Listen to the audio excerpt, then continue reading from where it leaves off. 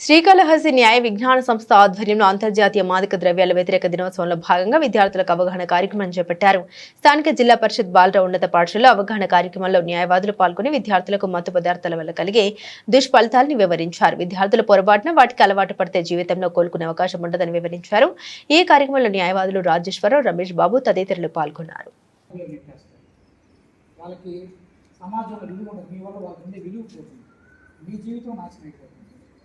సారో చెప్పినప్పుడు ఒక్కసారి కానీ మనం బాగుపడితేనే కదా మన తరాలు బాగుపడితేనే ఆలోచించండి. హాస్టల్లో కూడా పరిశుభ్రంగా ఉంచండి.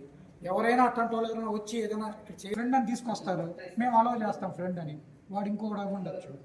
రూమ్లో ఏం జరుగుతుందో 24 గంటలు చూడలేం కదా.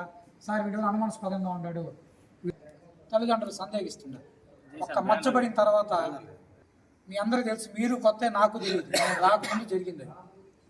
మన హాస్టల్లో ఈ సమ్వాట్ పట్టుకున్నారు వాటర్ ట్యాంక్. మనం బాధ్యతగా పౌరులుగా ఉండాలా, విద్యార్థులుగా హాస్టల్కి మంచి పేరు తేవాలా. మనం మంచి పిల్లోడు ఉండేవాడు చూడండి, వాడు సార్ హాస్టల్లో చదివాడు సార్, అబ్బాయి 10th క్లాస్, వాళ్ళు కడు పేద కుటుంబము, మార్కులు వచ్చాయి సార్ 10th గవర్నమెంట్ స్కూల్లో చదివి 500 మార్కులు వచ్చి ఇప్పుడు IIITలో న్యూజివీడ్లో సీట్ వచ్చింది సార్.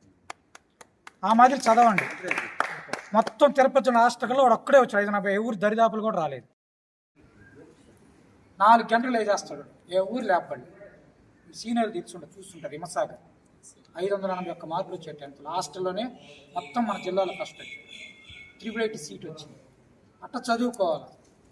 మరి ఇంటర్వ్యూలు చూస్తేమో సగం మంది ఫెయిల్ అయ్యారు, కాలేజీకి పోరు, కష్టపడి చదువు. ఈరోజు జిల్లా జడ్జి వారి ఆదేశాల మేరకు జూన్ 26వ తేదీ ఇంటర్నేషనల్ సందర్భంగా శ్రీకాళహస్తిలోని ఏరియా హాస్పిటల్ ఎదురుగా ఉన్న హాస్టల్ నందు ఇక్కడ ఉన్న విద్యార్థులకు డ్రగ్స్ వాడకం వల్ల వచ్చే నష్టాలు, దానికి పడే శిక్షల గురించి కూడా మేము మా న్యాయవాదులందరూ తెలియజేయడం జరిగింది. ఇందులో భాగంగా డ్రగ్స్ వాడకం ఒక నిషిద్ధము.